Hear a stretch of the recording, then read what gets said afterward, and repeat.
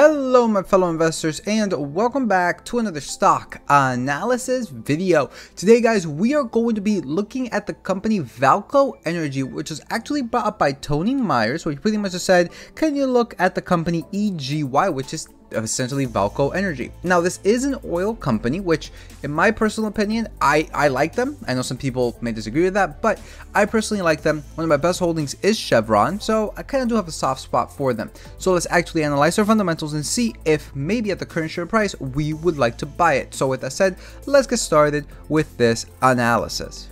So coming over here guys to the dividend summary, this company does pay the dividend yield like most oil companies do. Now current yield guys is 2.18%, which is up being 3 cents per share for an annual payout of 10 cents.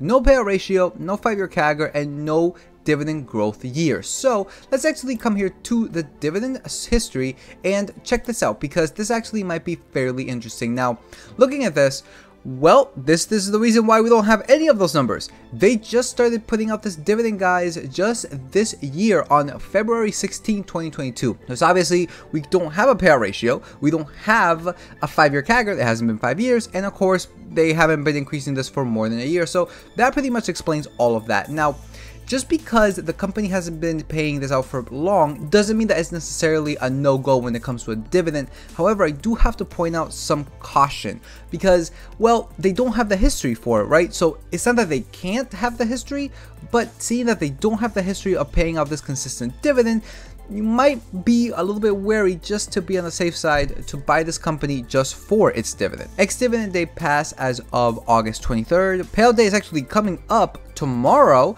on the 23rd of September, and they pay their dividends quarterly. So coming over here to the calculator, we got the ticker symbol of EGY, market cap of, it's a really small company guys. But then again, he even mentioned that like, no worries, I appreciate you look at stocks for smaller companies. So yeah, I mean, just because a company's small doesn't mean that it doesn't have a lot of potential. Market cap of $266.23 million with a PE of 2.82. So with this PE and the current share price of $4.45, yeah guys, this might actually be a pretty good buy right now. Obviously, let's take a look at the fundamentals to see if this is the case, right? You don't want to buy just because the PE is low doesn't mean that their fundamentals might be good. If a company is lowering their income or lowering their cash flow year over year, it's still worth something, but you're going to pay less for it for declining revenue. So that is essentially what this is pretty much telling me. Looking at these 10 cents in annual dividends, this comes out to be almost $6 million being paid out in dividends every single year. And well, as a 5-year average free cash flow, they're still left with $6.23 million. And as of last year's free cash flow, after this is paid out, they're still left with $5.1 million. And these payout ratios, while they are high, they're still within the margin of safety for me. For the last year's free cash flow, it is 53.73%, and the 5-year average free cash flow's payout ratio, it is less than that of 48.68. So it's actually fairly interesting when the 5-year average payout ratio for the cash flow is lower than last year's. This could mean that, well, last year's free cash flow was actually lower than the average, which is not good at all. But we're going to take a look at that in just 1 second. So coming over here guys to the fundamentals, let's start of course with the net income. We got 5 years ago of $9.7 million to 1 year ago of $81.8 million. That is an increase of 743%. But guys, this graph is, well, pretty subpar honestly. So we got here 5 years ago to 4 years ago, massive jump, 9.7 million to 98.2 million, and then they actually came down 3 years ago to $2.6 million. And then the following year during COVID, as well as oil prices going negative, they went to negative $48.2 million. So I'm actually not going to fault them too much for this part right here, but look at just these massive jumps, right, from 5 to 4 to 3 years ago, and then from 3 years ago to 1 year ago. First of all, they couldn't even surpass the 4-year ago number, and it was still a massive jump. So I'm so sorry guys, but for that reason, I cannot give this a higher grade of like 10% because it is just all over the place. We do have a negative number, but it's not too bad in my personal opinion. I mainly just put it at 10 because it's just way too many swings right around here. Look at now at the free cash flow, the most important of all the profit metrics, because It is essentially what companies use to essentially do everything. Yes, even pay out that dividend. So it is very, very important, guys, for this thing to be increasing and of course to be positive. Now, looking at this, guys, we got 5 years ago 7.2 million to 1 year ago of 11 million. That is an increase of 53% with an average of $12.14 million. Now, similar to that of the net income, this graph is just very, very choppy, right? From 5 years ago to 4 years ago, we had a massive jump. So I think something is definitely happening with this 5 to 4 year ago number, because we're seeing it here in the free cash flow as well. And then from 4 to 3 years ago, it did go down, but it wasn't as much of a decrease as much as the net income. And then from 3 years ago to 2 years ago, essentially when oil went negative and COVID was happening, it went down to 3.2 million. Okay, so no negative numbers here, but it was still a massive, massive decrease, but it's kind of understandable because oil did go negative. Most oil companies, if you look at them 2 years ago, they were pretty bad. But then the following year, they came back up to $11 million. So it is just all over the place. I'm not going to give it a low grade just like I did with the net income, but I will give it a low grade nonetheless. I'm not going to go with, like, guys, 25%, just because the swings are a lot less and we don't necessarily have a negative number here. Even though I'm not really taking this into account, it just feels better as to seeing this value here positive. Looking now at the revenue, we got 5 years ago of 77 million to 1 year ago of almost $200 million, increase of 158.6%. And once again, this graph similar to the other two profit metrics. 5 to 4 years ago increase, then 4 years ago to 3 years ago decrease, and then decrease again because of 2 years. However, from 2 years ago to 1 year ago, they did a massive jump in revenue. Very, very peculiar, because in the other two, we don't really see that, right? What I mean is that basically last year's revenue surpassed all the past 5 years, whereas in these two, it did not surpass some of the past year's numbers. So massive, massive outlier right here. Even if these swings right here are better than that of the cash flow and the net income, it is still a swing and I'm not necessarily liking it. So I'm going to give it, guys, roughly the same as that as a free cash flow for about a 25%. Looking now at the assets minus the total liabilities. If we take the assets and subtract the liabilities, we get to see if the company's assets can cover the liabilities. And if this does not happen, then this is a big problem. Currently, they're at $168.2 million. And guys, to their credit, I'll give them this. They have always been positive. Now, 5 years ago, they were only at 10.3 million. And then they did a massive jump 4 years ago to 109.8 million. And then 3 years ago, they did go down slightly, but not too badly. 2 years ago, again, perfectly explainable, they went down because of everything that was happening. And then the following year, 1 year ago, they went up to 144, and then today they're at 168. So it actually isn't too bad, but this swing right here, right from 5 years ago, 10.3 to 109.8, that right there is too much for me, guys. Average total assets is 205.22 million. Average liabilities is 104.6 million.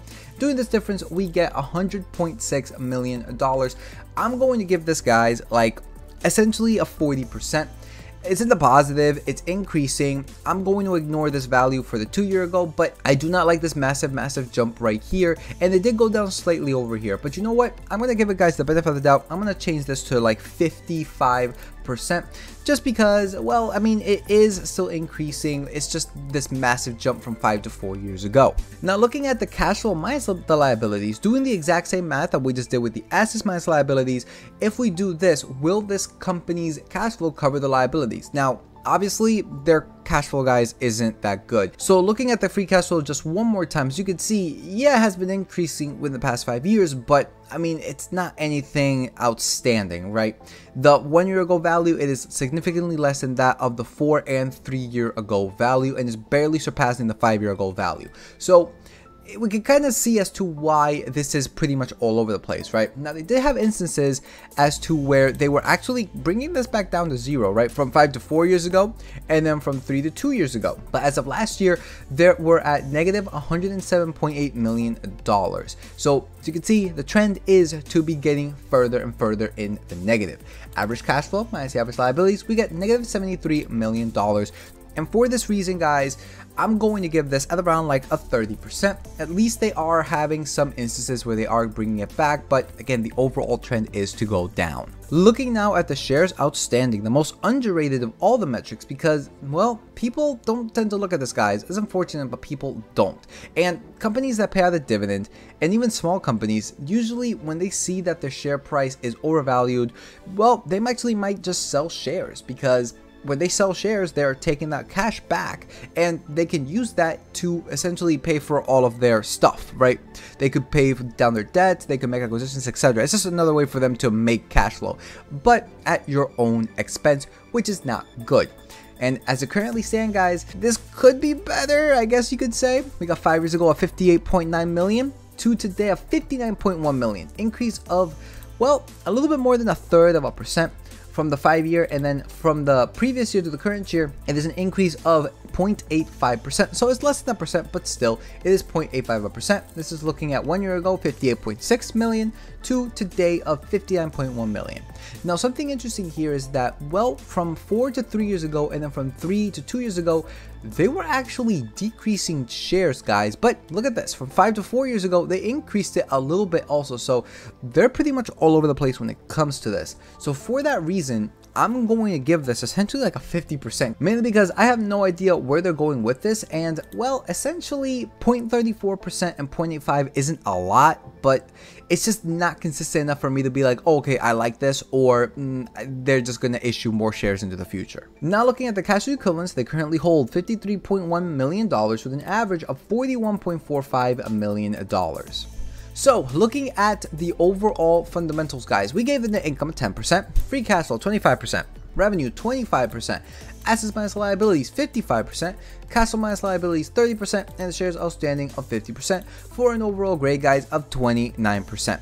Yeah, there are better companies out there. I mean, there are better oil companies out there. So 30%, guys, you could do better. But just because this company's fundamentals is not that good doesn't mean that we can't still buy it. A company that has decreasing revenues and decreasing profits is still worth something. It's just worth something less than what it would normally be if they had increasing profits. So let's actually use discounted free cash flow to see what we can actually pay for this company today. So let's come over here to the discounted free cash flow, guys, using 3 assumptions: low, medium, high, and of course the 3 different factors that go into it: revenue growth, the projected share buyback, and the required rate of return, which I like to keep flat at 10%. We're going to see if the current share price of $4.45 it is a good buy. Now, without doing anything, guys, we are already at $6.66 for the target share price, not adjusting for debt. And adjusting for debt, it goes up to $14. So we're already in a position that it is a buy. However, looking at the revenue growth year over year, guys, and the revenue growth forward, we can actually see something interesting here, right? The forward, we don't necessarily have anything here. However, we do have the sector median, which is at 28.7%, but the revenue growth year over year, guys, is 148.21%. Now, the thing with this is that, well, you know, oil prices, guys, have been going up recently, but you can see that they have been kind of coming down. Now, I can't predict the future.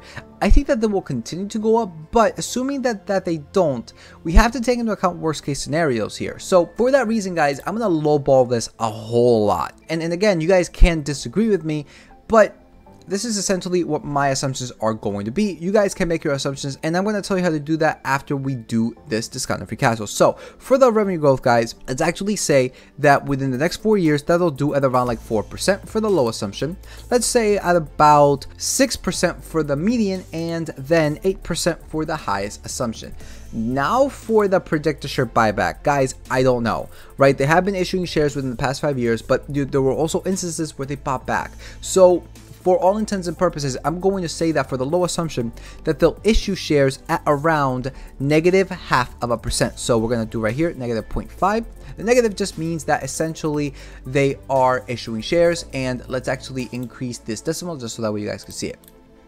For the median, let's bring it to 0, that they don't issue any shares. And for the high one, let's bring it up to 0.5%. So that way we have -0.5% of shares issued, and then 0, no change, and then 0.5% of shares bought back. Now with that, we get some target share prices of $7.63 for the low assumption, $8.22 for the median, and $8.84 for the highest assumption. Adjusting for debt, guys, this goes up by a whole lot. And the reason is because when we take the cash and equivalents and we add the net debt, if a company has more debt than cash, then the value comes down. If a company has more cash and debt, then the value comes up. So you can see it does come up, meaning that they have a lot more cash than they do net debt. So now the price is $16.16 for the low one, $17.33 for the median, and $18.58 for the highest assumption. Adding a margin of safety of 5, 10, and 15%. This puts me between the ranges of $13.73 to $15.35 for the low one, $14.73 to $16.47 for the median, and $15.80 to $17.65 for the highest one. Guys, the current share price is $4.45. So in every single assumption here, well, it is looking like a buy, honestly. Now, does this mean that you automatically go buy it? No, right? As I said, these are just my assumptions. So please have this calculated. It is available for free. Anybody can have it. The link to the video for all the calculators is in this video. It should be the first link. You go there, and that video leads to all the spreadsheets. So please have these calculators and make your own assumptions, because any value that you change up here, even the required rate of return, even the margin of safety, will lower or increase these values accordingly. So seeing that this is not financial advice and every investment is the present value of all future cash flow, please again have this calculated and make your own assumptions. You can also, guys, do your own weighted grades as well. So all I'm asking for, giving you guys this discounted free cash flow, my book value, and my reevaluation, and even a dividend tracking sheet, guys, is just help me grow my channel. Like, subscribe, comment, really does help here with the algorithm on YouTube. Thank you so much for everybody who have subscribed so far. We're almost up to 1,100 subscribers. Dear Lord, y'all are crazy, and that is awesome. I'm giving you guys free content. You know, I try to give guys as much content as possible. I'm giving out free calculators. So again, thank you all so much. It's really all I'm asking for. I'm not asking for you guys to join my Patreon or anything like that. Just help me grow my channel. Like, subscribe, comment. It really does help. So let's actually take a look at this dividend, because at 10 cents in annual dividends per share, it may not be a lot, but the calculator is telling us that it is a good buy right now.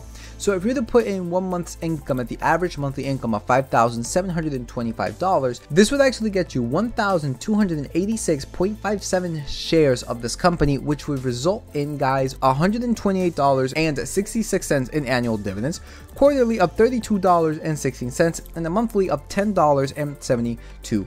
So overall, it's not that good of a dividend play. And again, they haven't been paying out the dividend for long. I'm not saying that they can't be consistent with it. I'm just saying that, well, you might be a little bit cautious because we don't know what they'll do, right? We have no precedent with what they will do based on the past, but you know, it could be an instance where they may actually end up cutting it, right? Or they may actually just end up increasing it within the next several decades. So it really is up to you. It is a risk, but at $128.66, there are better oil companies out there for a dividend. All in all, when it comes to this company, guys, it was interesting. I thought that, honestly, I thought it was going to be a whole lot better. Guys, those fundamentals are not good. They're just all over the place, right? Even if you ignore the 2-year-ago value because of the negative crude oil that occurred, it's still not that good, right? It's just too many swings up and down. Maybe in the future they'll be a little bit better, but as it stands, those fundamentals for me are just not that exciting. But according to the calculator, guys, it is a good price to buy it at right now, based on discounted free cash flow. Again, not financial advice. Make your own assumptions. That pretty much does it for this video. Like the video, comment, subscribe. It really does help with the algorithm on YouTube. You guys can follow me on my new tech sites. Link in the description below. So with that said, peace out, and I will see everybody in the next stock analysis video.